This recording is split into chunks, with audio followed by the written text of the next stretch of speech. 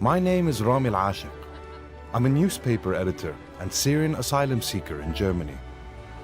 I arrived in this country in 2014. A new asylum law dictated that I should live in Cologne, a medieval German city that I've come to love. I'm one of nearly 1 million ethnic Arabs who have come to Germany since 2015, fleeing war and violence back home. Initially, we received a warm reception by the Germans. But what happened here in this square on New Year's Eve 2015, when young men said to be Arab were accused of robbing and attacking German women, brought that welcome to an end. German police encountered distraught women and girls who reported fights, thefts, and sexual assaults against women by groups of male immigrants. Life here has not been the same since that night. There are widespread calls to halt the entry of Arab refugees, and the party of Chancellor Angela Merkel, who championed the cause of refugees, is losing votes in the polls.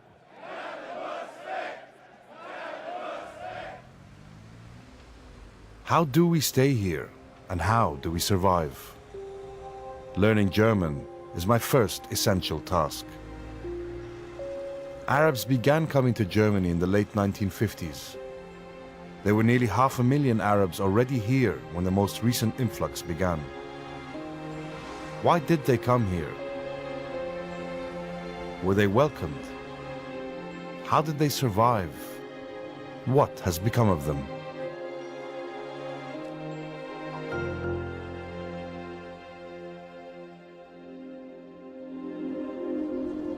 I'm preoccupied with understanding the historical relationship between Arabs and Germany. Klaus Leggerwey is a professor of cultural studies and advisor to the German government on Islamic affairs. Die Beziehungen zur arabischen Welt mussten ja nach 1945 nochmal neu geschrieben werden. Deutschland war ein besetztes Land ohne politische Souveränität und hat dann versucht, kulturelle Beziehungen zu knüpfen. After its defeat in World War II, Germany was occupied by foreign powers, something many Arab countries have experienced throughout history. War es dann so, dass man versucht hat, insbesondere auch in der arabischen Welt akademische Beziehungen zu stiften. Das war, wenn Sie so wollen, eine Art Nebenaußenpolitik der Bundesrepublik, die keine echte Außenpolitik machen konnte. Insofern war das ein Anknüpfen an alte Beziehungen, die es gegeben hat, schon im Kaiserreich. Und insofern spielt es eine große Rolle, dass dann der Deutsche Akademische Austauschdienst auch Büros in der arabischen Welt eröffnet hat. Wer kam als Erster? Es waren im Wesentlichen Leute, die eher technische Fächer studiert haben, also Leute, die Ingenieure wurden. Es kamen viele, die in Deutschland auch als Ärzte tätig wurden. In 1960, the German Academic Exchange Service opened its second foreign office of the post-war era in Cairo, Egypt. Using the promise of free higher education, Germany specifically courted Arab students for its universities with the aim of supplementing its ranks of white-collar workers and professionals who had been decimated in the war.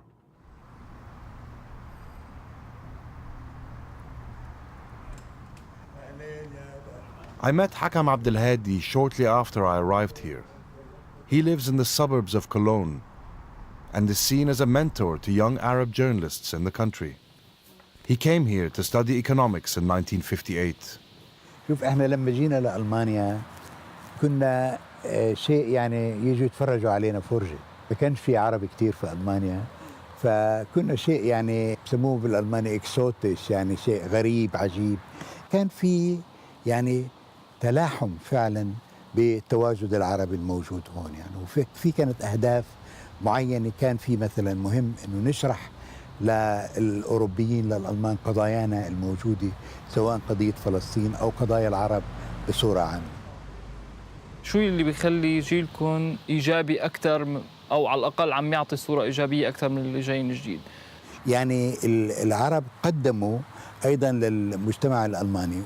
في ناس في الجامعات موجودين أساتذة جامعات، في عندنا مجموعات كبيرة بالآلاف أطباء عرب. هذا شيء بيلعب دور. But now there are a lot more of us here, and most of the newcomers are not as well educated as those of Hakam's generation.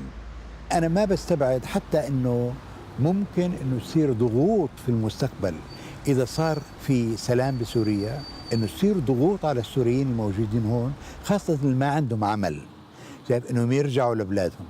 بس من ناحية أخرى في مشكلة في ألمانيا موجودة اللي هي مشكلة الديموغرافية. ثلث السكان في ألمانيا أكبر من 65، ما عاد عندهم قوة العطاء بالنسبة للعمل، فلذلك هم بحاجة لمهاجرين. ولكن السؤال من أين؟ هل هم يكونوا مسلمين مثلا؟ هل هم يكونوا أوروبيين آخرين؟ At the turn of the 20th century, Germany was in colonial competition with France and England. As a result, it created alliances with countries wishing to end French or British colonial rule. In 1905, the German Kaiser threw his support behind Morocco's bid for independence. And to underscore that position, the Kaiser made a state visit to Morocco that year. Germany lost 8 million citizens to World War II and faced the post-war years with a severe manpower shortage. To rebuild, Germany needed men, and it negotiated guest worker agreements with countries across southern Europe and by the mid-1960s, Morocco and Tunisia.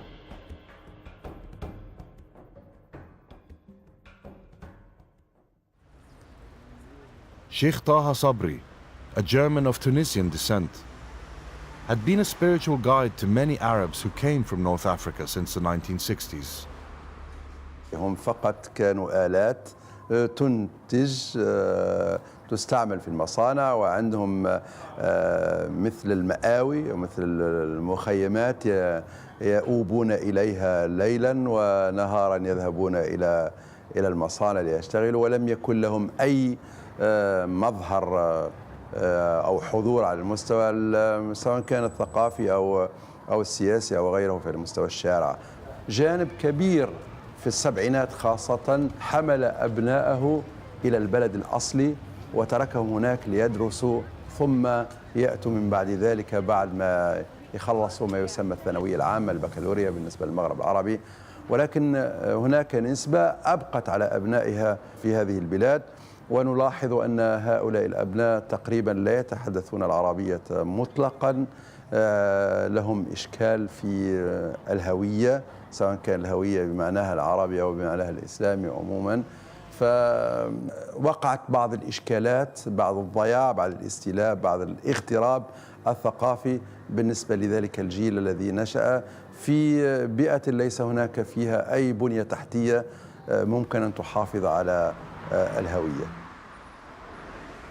Die Gastarbeiter, darunter ja auch Leute aus Marokko, Tunesien, anderen arabischen Gesellschaften, die wurden als ausländische Arbeitnehmer bezeichnet, Gastarbeiter. Das heißt, was im Zentrum steht, war die Klassenzugehörigkeit. Es waren Unterklassen. Und für die gab es Solidarität. Mit denen hat man hat versucht, sie in die deutsche Gesellschaft zu integrieren. In den 70er Jahren hat sich die Sache ethnisiert. Wir hatten in Deutschland nicht mehr ausländische Arbeitnehmer, sondern Türken und Araber.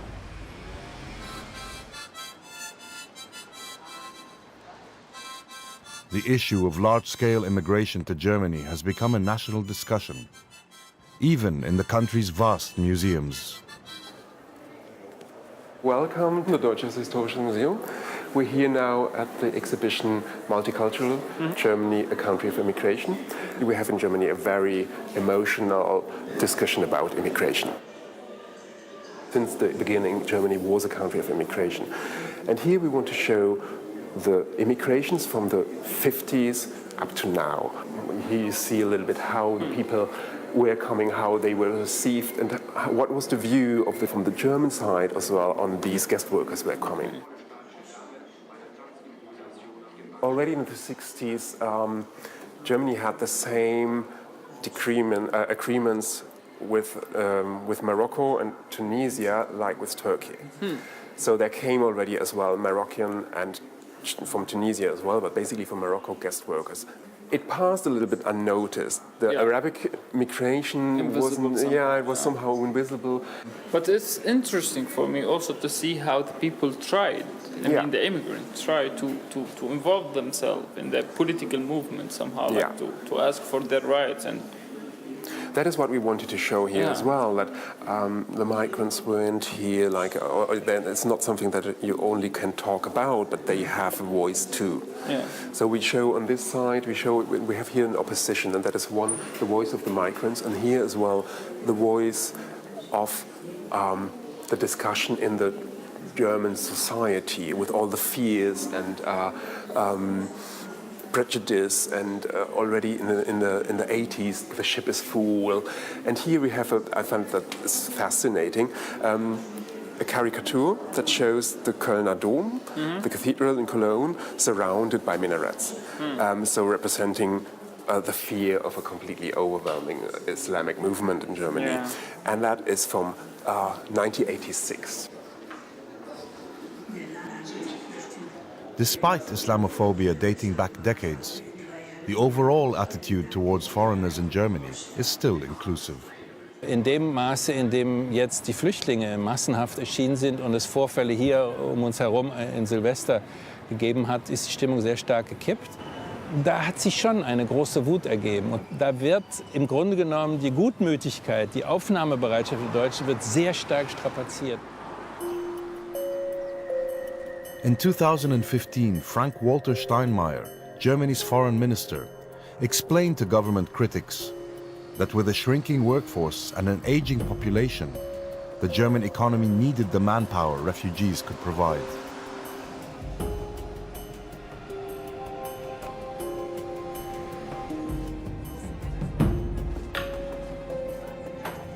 German trains are a lifeline in my search for fellow Arabs across this vast country.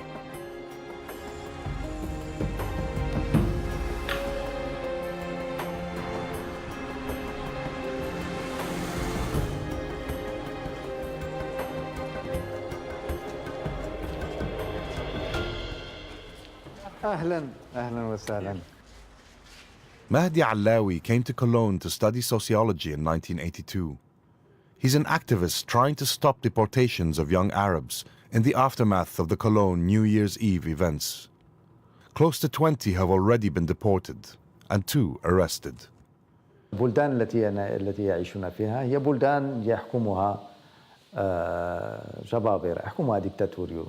الدولة الألمانية تبعت مساعدات إلى هذه الدول، دول نظامية طبعا، وفي ديباجتها ديباجة المساعدة على أساس بناء بنية تحتية للتربية وللتكوين ولعمل هؤلاء الشباب. ويتغاضون عن طبيعة هذه الأنظمة، عن حقيقة هذه الأنظمة التي ساهمت في تجويع بلدانها شبابها وتفخير بلدانها ودفع شبابها إلى الهجرة.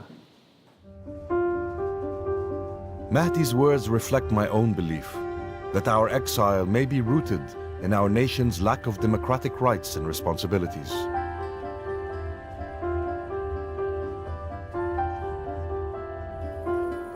In the small town of Koblenz, just outside Cologne, a Syrian refugee couple have settled in the countryside.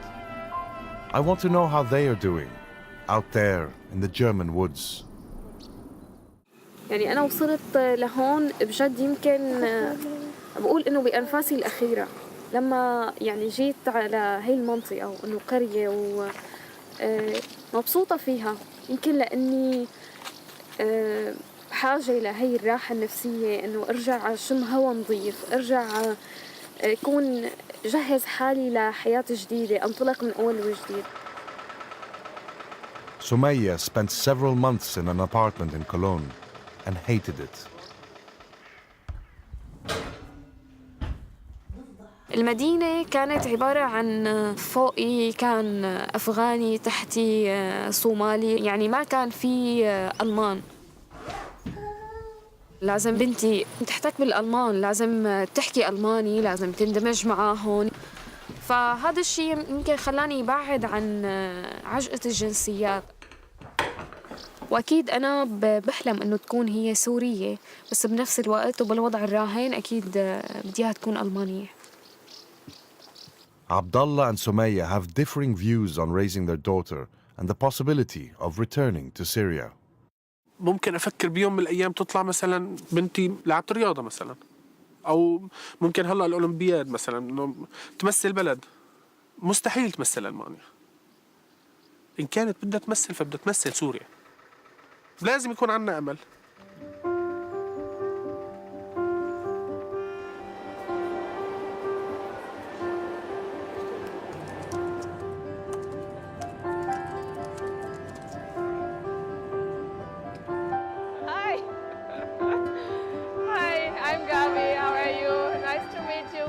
Dr. Gabi Weber is a German physician and one of the founders of Café Palestina, a cultural organization promoting Arab and Palestinian issues in the southern city of Freiburg.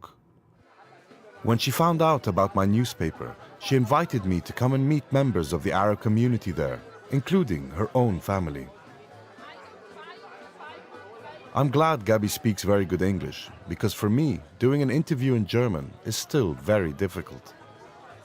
So you see, we have all different kinds of things. People from the region, they are selling their products, and they work in the fields during the week, and this is the occasion for them to come and sell also, to make some profit. And people love to come here because the atmosphere is very special.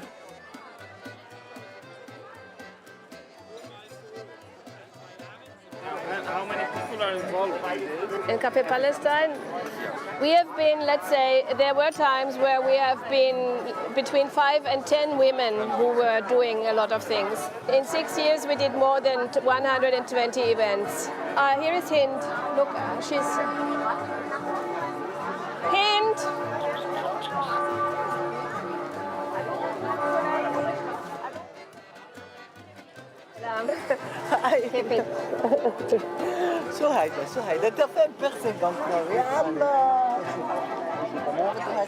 This is Ramy. Gabi introduces me to a German Palestinian and an Egyptian friend over coffee in this Freiburg market cafe. The mystery of what happened to Germany's earlier Arab community is about to unravel before my eyes.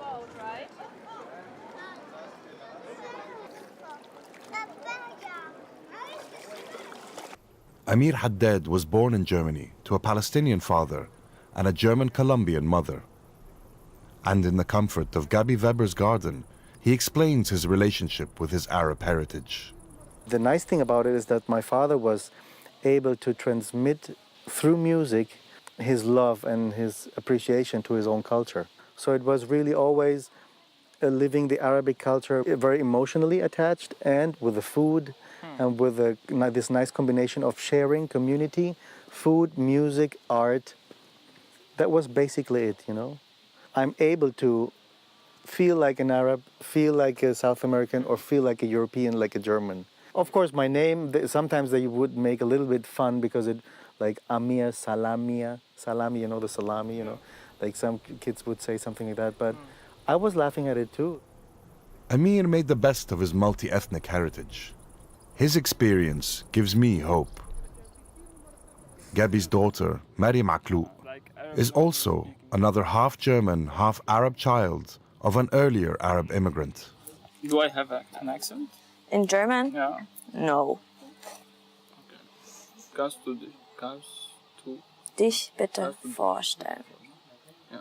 Es ist sehr schwer für mich zu sagen, wo ich mich wiederfinde. Ich fühle mich sowohl palästinensisch, also sehr verbunden mit Palästina, als auch deutsch. Ich bin hier aufgewachsen. Aber für mein Leben ist es für mich selbst sehr schwer zu sagen, wo ich hingehöre. Für mich war es sehr schwer, weil alle meine Freundinnen anders waren als ich und ich durfte nicht die Dinge machen, die sie machen konnten. Und ich habe mich oft, weiß ich nicht, einsam gefühlt, weil ich halt dazwischen stand. Auf der einen Seite wieder zwischen zwei Stühlen stand, einmal Palästina, Arabisch, Islam, dann Deutsch. Unlike Amir, Maryam faced considerable prejudice at school.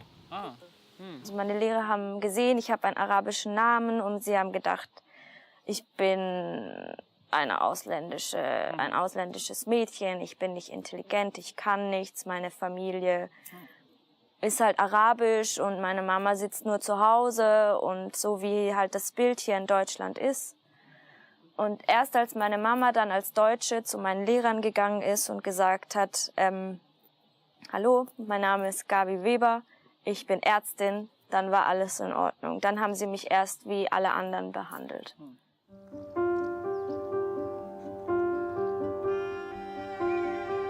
The difficulties Maryam faced growing up here gave me pause for thought. I'm beginning to realize that the journey of Germany's Arabs has at times been a painful one. How was it for you? It was very difficult. I think it started at that time already, that this picture of Arabs being people who are not as precious and of Muslims being fanatics like today also. What made it difficult for me was the environment and the fear of my parents, and they are trying to manipulate and influence me, and at a certain time they kicked me out of the house and said, you're not our daughter anymore, and it was very heavy. If we want to go talk about your children now, they have Arab's name, I think. They have Arab names, first name and last name, which was also a big problem for my parents. They wanted them to have the German last name at least. And they asked me all the time, why do you choose Arabic names? Arab names, they live in Germany. They should consider being Germans. It makes it not easy for them as well, sometimes in school or even if they apply for jobs or so. Then they can have a disadvantage, of course, with Arab names.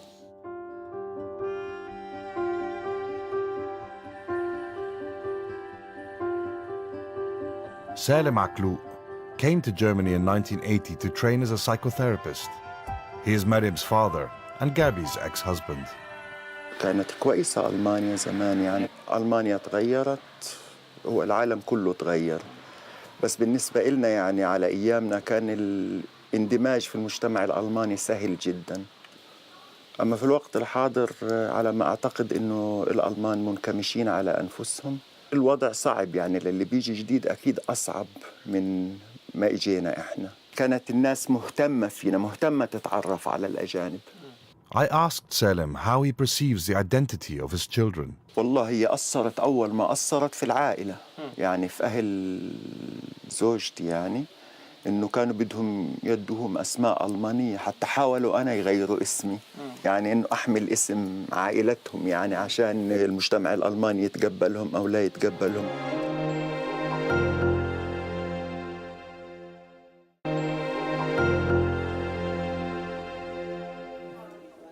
The story of Gabi, Salem and Maryam has made me more curious.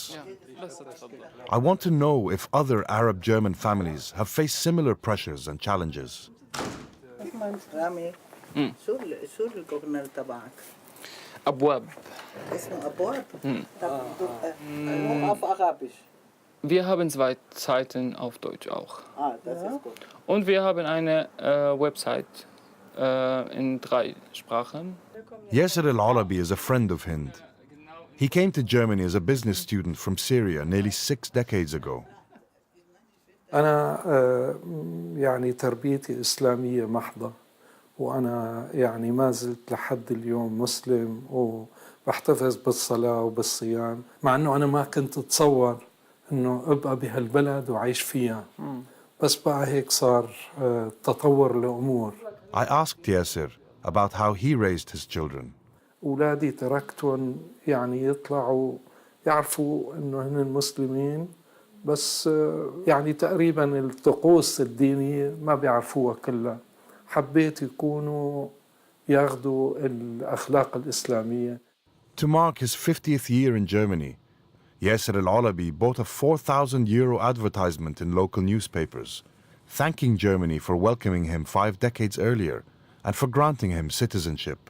يعني صار عندي شعور إنه أنا صرت بجوز ألماني أكثر من إنه أكون سوري. Sometimes I feel each one of the 500,000 Arabs who came to Germany before us has had a different experience and nurtures different feelings towards their adopted homeland. Since the exodus from Syria and Iraq in particular, the Arab population in Germany has tripled. It's very difficult for us to go back to our countries because our people there, they haven't done this long way with us. So Hind Mansour was born to Egyptian and Lebanese parents and came here after marrying a German 45 years ago. She grew up speaking French and is shy to express herself in Arabic. I always kept the contact with my culture, with my people, so they feel very at ease. And I will say, they say immediately I'm German, but my mother comes from Egypt. They're very proud of it. My goal was always to see show the good sides of the Arabs so that they accept us. The music, the literature, the good manner, the hospitality. We have so many nice things. So why only show those ugly things? Hind believes the hijab does not belong in Germany. Although I'm not pious, I disagree with her. My mother is Muslim. And when I saw my mother sleeping, for example, in my place, and I have a friend in my place, and I see her hijab somehow like went out, I cover her because this is how she wants to be. It's her right to be as she likes to be. In Egypt, you will see one woman dressed with jeans and the next her sister with the hijab. I don't care. They're free. They're in their country. They do what they want. It's here. Why? Because the eye of the other scare me. I said they will start putting us. They will say, see how they are. They're like this. And that's not true. I don't like this. And I don't want them to look at us like this. I cannot teach the people how to be smart. If they want to put all of us in one pocket, in one stereotype, it's their problem, it's not mine. I am different. Everyone is different. She wants to be with the hijab. But we were talking about the German, because you said there are the German who are like this also, who don't think, and those are the people who go and vote for this right party. And those people who don't think scare me. On my way to the train station, I find that my taxi driver is Iraqi. Samir has lived in Germany for 30 years. He reluctantly agrees to an interview, but only if we don't show his face. يعني أنت بتشوف هون كثير من اللاجئين أطباء ومهندسين بيشتغل لك في المطاعم أو بيسوق تاكسي. هذا اعتيادي. أنا كان عندي صديق طبيب عراقي دكتور دافيد. هذا توفى. لعلمك هذا كان جاي لألمانيا سنة 1931. يعني قبل الحرب العالمية الثانية. أنا استغربت بأنه هو صار له أكثر من 45 سنة وبعده لا زال على الجنسية العراقية. ما كان ماخذ جنسية ألمانية. وأولاده اتولدوا هون. بس هذا خياره ما؟ أي فسألته ليش؟ هو قال لي فتحكي والله العظيم أنت لو تبقى 100 سنة في هذا البلد أنت أجنبي. فهمت كيف؟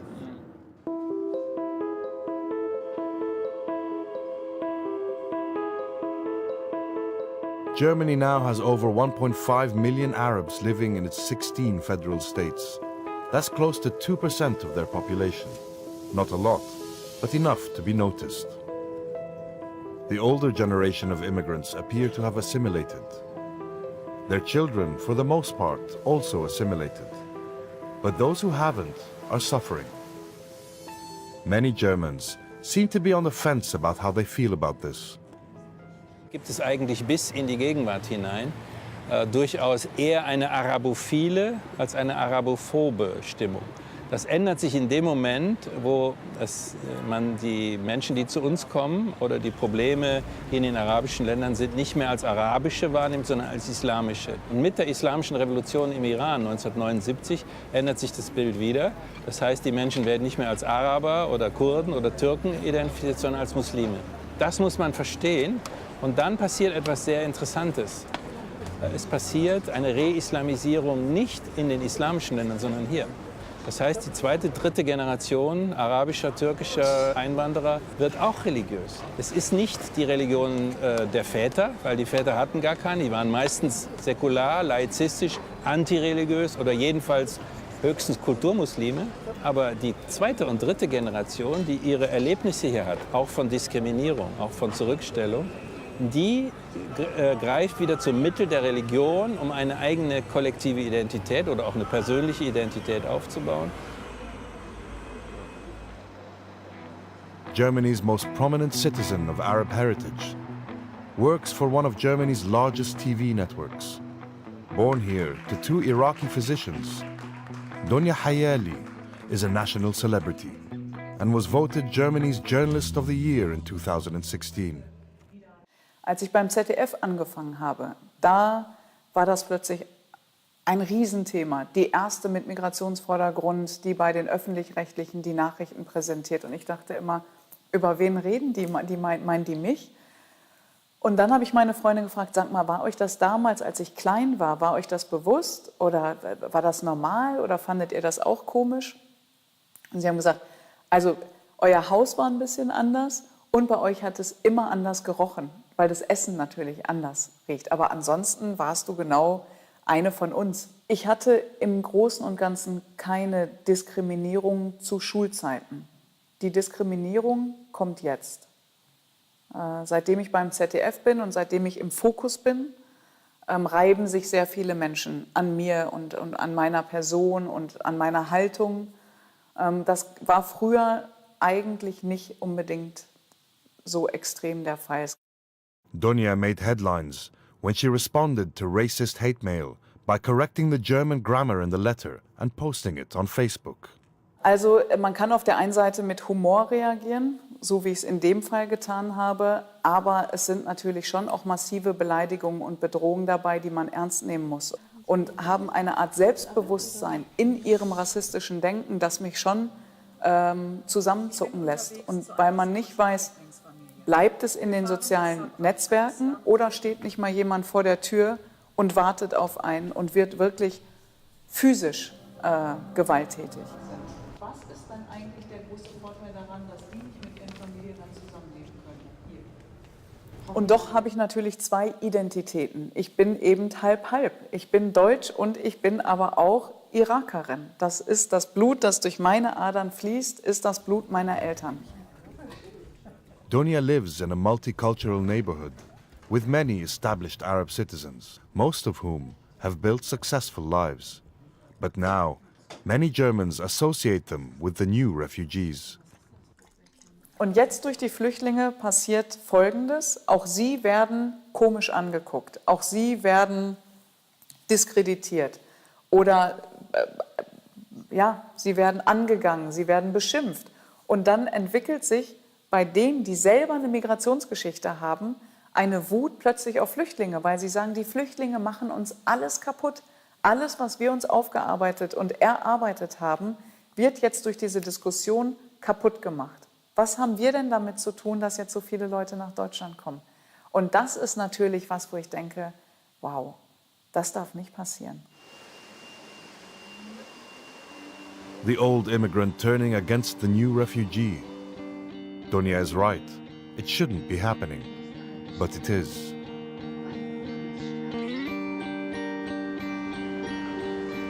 I've come to Dresden, in the former East Germany, for a meeting with anti-racist activists.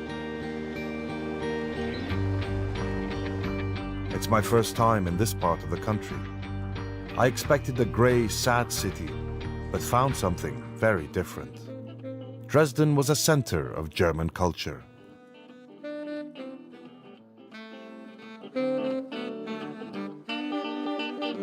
Germany's revolutionary priest, Martin Luther, came from this part of Germany. He was the founder of Protestantism, which began as a protest movement for social equality. My refugee solidarity meeting is in the technical school of the University of Dresden. Abwab is the first Arabic newspaper in Germany.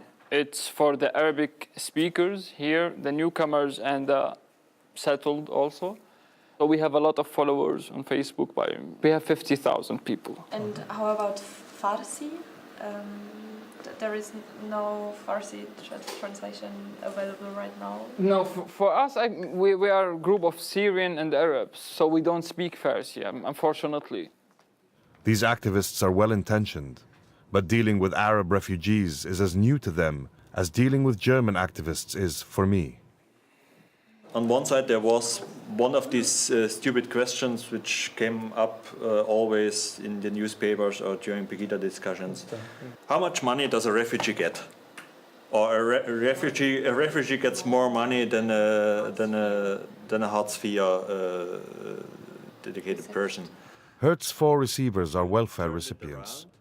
Pegida claims that the German government spends more money on a refugee than on a poor German.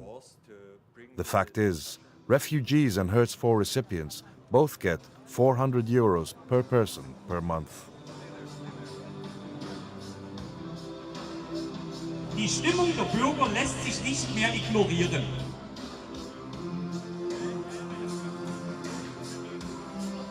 Eines steht fest, wir gehen nicht mehr weg, kommt damit klar.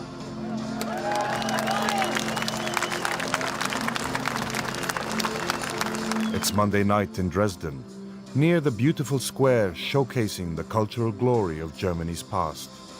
Each week, Pegida, the growing right-wing movement, claims a spot to protest against the government of Angela Merkel, who they regard as the principal enabler for the Islamization of Germany.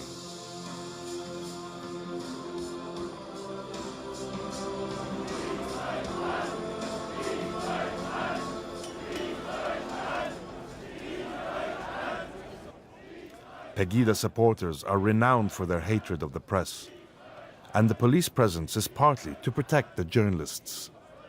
But Heinz Joachim was willing to explain what was going on and why. Es wird jetzt, man hat ein Gesetz geschaffen, Regelungen, dass die schärfer überprüft werden, ob sie eine berufliche Qualifikation mitbringen, zum Beispiel Ärzte aus Syrien. Die nehmen wir gerne. Es ist so, wir sind fast an die Grenze gekommen. Alle politischen Parteien befürchten, wenn noch mehr kommen, sind wir bald am Ende. Aber es kommt ein anderes Problem hinzu. Das ist einfach das religiöse Problem, die andere Kultur. Es sind so 90–95% muslimische Menschen. Und die Bürger haben einfach Angst, dass diese Menschen nicht in unsere Kultur zu integrieren sind. Aber das mögen viele Menschen nicht. Aber wir sind das christliche Abendland, ja. Die Menschen, die sich hier treffen, zu diesen regelmäßigen Montagsdemonstrationen, das sind keine Neonazis. Das sind ganz normale Bürger aus allen Lagern. Die fürchten einfach, dass unsere Gesellschaft platzen könnte, dass sich unsere Gesellschaft insgesamt radikalisieren könnte. Der Deutsche hat so ein bisschen die Neigung zum Radikalen.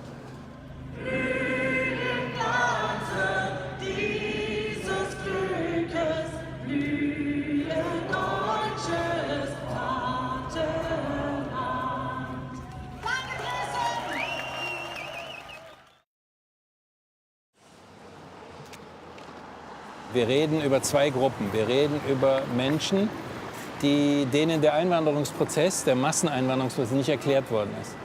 Denen hat man gesagt, hier kommt jetzt ein Flüchtlingsheim hin und das ist jetzt bei euch und verbrüdert euch mit denen. Schwierig.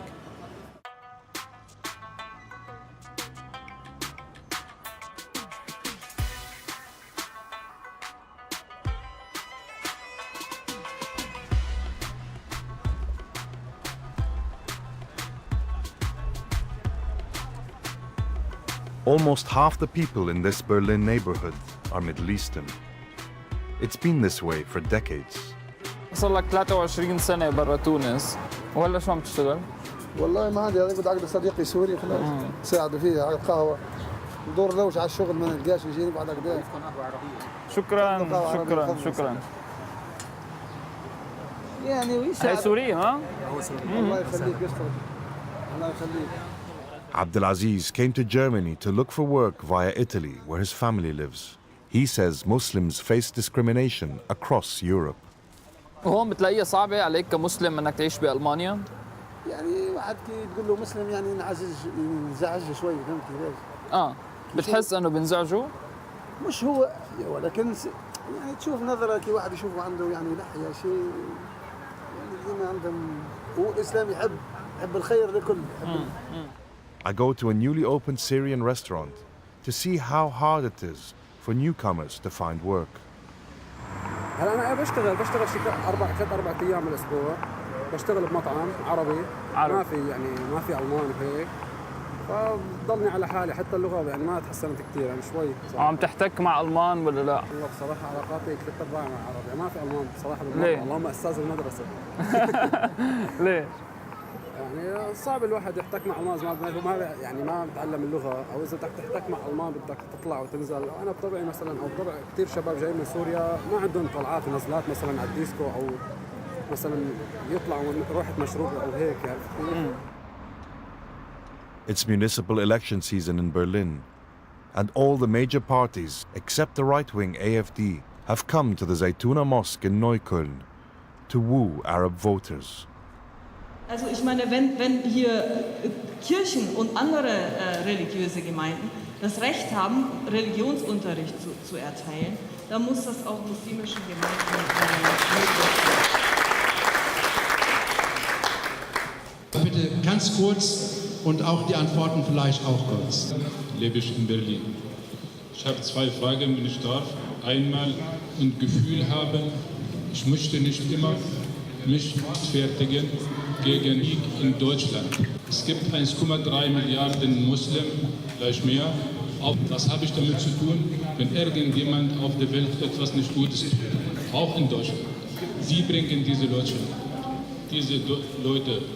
الألمان العرب والألمان من أصل عربي مع الأسف الشديد نسبة مشاركتهم في الانتخابات ضئيلة جدا، تكاد تكون معدومة. وهذا ربما لأن ليس لنا ثقافة انتخابية، ليس لنا ثقافة سياسية في أوطاننا التي أتينا منها. نسبة المشاركة في الانتخابات تعادل ما يقارب 5% مع الأسف الشديد، لأنهم لم يعوا بعد بمدى خطورة وأهمية الانتخابات بالنسبة لهم لتشكيل مستقبلهم، وأنهم يكونون مساهمون في إنتاج القوانين وفي إنفاذها عبر المشاركة السياسية. Die Islamophobie ist eine politisch zündende Kraft in Holland, in Frankreich, in den Niederlanden, in Schweden, in Dänemark. Und das kann sich schon zu einer großen ideologischen Bewegung entwickeln, die mit dem Antisemitismus im 19. Jahrhundert vergleichbar ist. Und wenn das passiert, dann garantiere ich für gar nichts. Dann kann in Deutschland alles Mögliche passieren. Dann können in Deutschland Muslime verfolgt werden.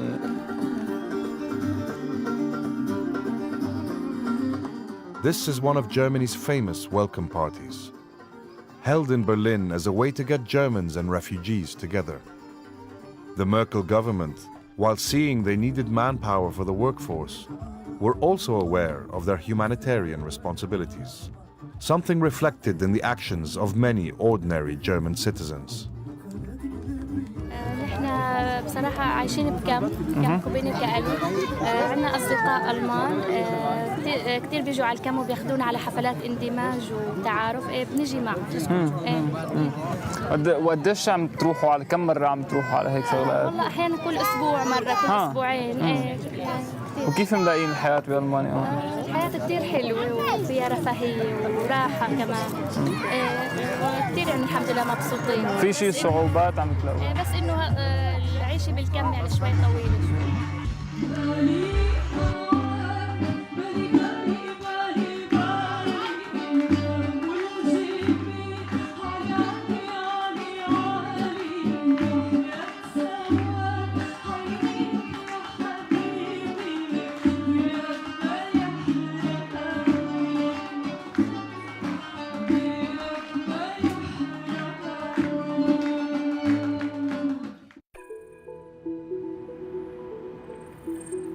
My trip across Germany has been an emotional roller coaster, meeting early Arab immigrants who have found their peace, as well as those still searching to balance their multiple identities.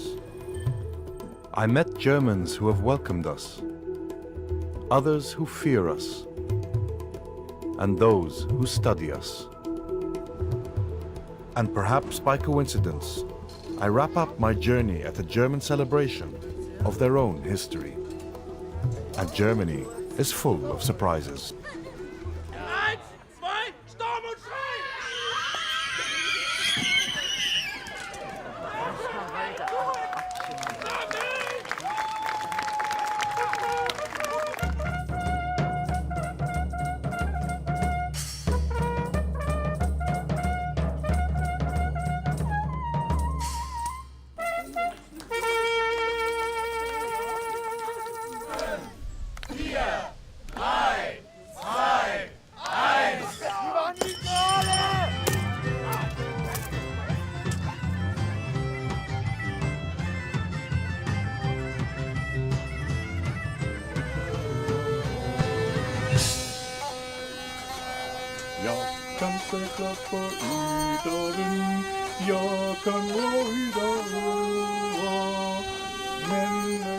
It is here, from this musician, that I learn how Arabs and Germans have been linked for over 1,000 years.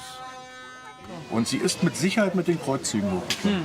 Aber die das Musik Kerl hat ist, ja, ist Familie mit mir, ja. Also, ja, also das Kerl ist, ja, glaube ich, orientalischer, aber weiß ich nicht, ja. Unabhängig mal davon, dass die gesamte europäische Musik eigentlich ihren Ursprung im Nahen Osten hat. Klipp und klar. Ja, das kann man einfach so sagen.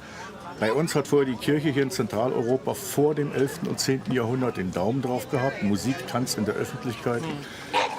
Ein Vergehen sondergleichen, verpönt ohnegleichen. Und erst durch diese Offenheit, die mit den Kreuzzügen aus dem Nahen Osten nach Europa wieder zurückschwappte, hat sich das gewandelt. Dann kamen auch die ganzen Instrumente. I'm left cautiously optimistic that one day Germans will see Arabs as a positive thread in the fabric of German society, and that we, new immigrants, will find more than a refuge here. That for those of us who wish to remain, Germany will one day become a home.